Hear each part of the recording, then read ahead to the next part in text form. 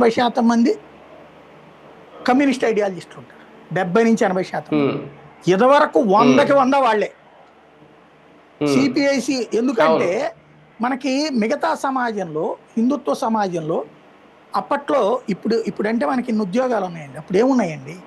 ఒకటి చదువు అయిపోయాక డిగ్రీలు అప్పుడే డిసైడ్ చేసుకునేది ఏంటంటే, ఒకటి కొట్లలో గుమస్తాలుగా చేయాలా, లేదా ఆఫీసుల్లో గుమస్తాలుగా చేయాలా. ఇది ప్రైవేట్ ఆఫీసులు ఏముంటాయి అప్పుడు? ఈ చిన్న చితక వాటికి అంతే. వ్యవసాయం ఒకటి నెంబర్ 1, లేదా వ్యాపారం, నాణాల వ్యాపారం చేస్తే దాంట్లో వారసత్వం, షాపులో వెళ్ళి కూర్చోవడం, లేదా పరిశ్రమలు మన నాన్నకుంటే మనం ఫాలో అప్ చేసుకోవడం, లేదా వ్యవసాయం. ఇది తప్పించి ఏముంది ఆ రోజుల్లో మనకి? ఇవాళ రోజున ఇన్ని రకాల ఛాన్సెస్ వచ్చినాయి. ఇప్పుడు ఇవాళ ఖాళీ వాడు రండిరా బాబు అని అడుగుతున్నాడు.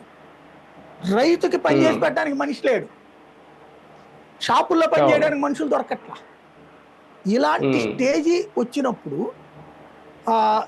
ఇది ఎందుకు చెబుతున్నా అంటే, మనకి గతంలో ఉన్నటువంటిది హిందుత్వ ఐడియాలజికల్ సొసైటీ నడిచింది. ఆ సొసైటీ నడిచినప్పుడు వ్యాపారస్తులు కొడుకు వ్యాపారము ఈ పనులే చేసుకున్నారు తప్పించి ఏ పని చేయకుండా ప్రజల కోసం ఉద్యమాల పేరుతో నడిచేది కమ్యూనిస్టులకు.